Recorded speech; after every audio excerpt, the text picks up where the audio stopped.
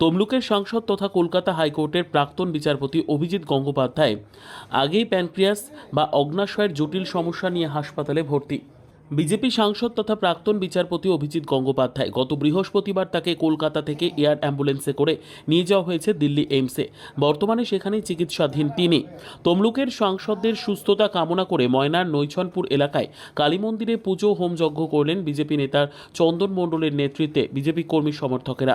কালী মন্দিরে পুজো দেন এবং সংসদের দ্রুত সুস্থতা কামনা করে 200 কেজি বাতাসা হরিলুট দেন এবং গ্রামে 2000 মানুষের খিচুড়ি প্রসাদ বিতরণ করেন বিজেপি নেতৃত্ব। ময়নার বিজেপি নেতা চন্দন মণ্ডল বলেন, আমাদের প্রিয় সাংসদ আমাদের পরিষেবা দেওয়ার সময় অসুস্থ হয়ে নার্সিংহোমে ভর্তি হয়, পরে তাকে দিল্লিতে নিয়ে যায়। তিনি আমাদের কাজ করার অনুপ্রেরণা দেয়, তাই আমরা তার দ্রুত আরোগ্য কামনা করে যাতে দ্রুত সুস্থ হয়ে আমাদের মাঝে আবার তার কাজ করতে পারে, তারই জন্য কালী মায়ের কাছে প্রার্থনা করি। আমাদের তমলুক লোকসভার জনপ্রিয় সাংসদ উনি শারীরিকভাবে অসুস্থ, তাই আমরা প্রার্থনা করছি যে পশ্চিম নৈছনপুর কালীমাতার মন্দিরে আজকে আমরা পুজো অর্চনা যজ্ঞ বাতাসা লুট আছে এবং খিচুড়ি প্রসাদের বিতরণ, যাতে আমাদের কাজের মানুষ কাছের মানুষ জনপ্রিয় সাংসদ প্রাক্তন হাইকোর্টের বিচারপতি অভিজিৎ বাবু দ্রুত সুস্থ হয়ে আমাদের মধ্যে ফিরে আসে। সেই জন্য আমরা আজকে এই মন্দিরে যজ্ঞের ব্যবস্থা করেছি এবং পশ্চিম নৈছনপুর গ্রাম পঞ্চায়েতের অন্তর্গত এই নৈছনপুর গ্রামের মানুষ আমাদেরকে সহযোগিতা করছে এবং আমাদের ময়নার বিভিন্ন প্রান্ত থেকে বহু মানুষ এসেছে যাতে আমাদের সাংসদের আরোগ্য কামনা করে আমরা দেবী মায়ের কাছে প্রার্থনা জানাচ্ছি। কত মানুষের সমাগম হয়েছে? আজকে সকাল থেকে প্রাকৃতিক দুর্যোগ, সেই দুর্যোগকে উপেক্ষা করে বহু মানুষ এখানে উপস্থিত হয়েছে। আমরা প্রায় 200 কিলো বাতাসা লুট দেওয়া হবে এবং 2000 লোকের আমরা খিচুড়ি প্রসাদের ব্যবস্থা রেখেছি। মানুষ একটু পর থেকে সবাই আসা শুরু করেছে, আরও মানুষ কিছুক্ষণের মধ্যে চলে আসবে।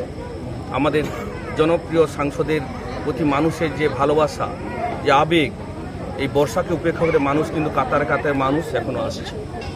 সকলেই জানেন যে কয়েকদিন আগে আমাদের অভিজিৎ গাঙ্গুলি তমলুক লোকসভার সাংসদ, সম্মানীয় জাস্টিস মানুষ, সবাইয়ের হৃদয়ের চোখে উনি ভগবান।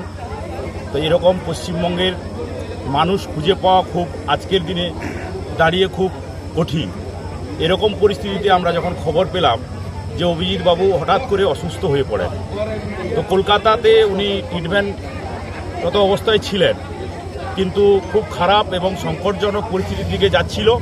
এবং অবস্থায় আমরা দাঁড়িয়ে সারা ময়না নয় তথা সারা পশ্চিমবঙ্গের মানুষ যেন কোথাও একটা তাদের মধ্যে সংকুচিত এবং তাদের মধ্যে একটা কোথাও দাগ কেটেছিল। এমত অবস্থায় দাঁড়িয়ে মানুষজনের যে চিন্তাধারা যে আমাদের ঈশ্বরই শেষ ভরসা বা ঈশ্বর আমাদের এরকম মানুষকে আবার আমাদের কাছে ফিরিয়ে দেবে এবং মানুষের কাছে আবার উনি ফিরে আসবেন, তাই আমাদের কামনা এবং আমাদের বাসনা ভগবানের কাছে আমরা প্রার্থনা চেয়েছিলাম। তাই আমাদের এই প্রার্থনায় স্বয়ং ভগবান সাড়া দিয়েছেন।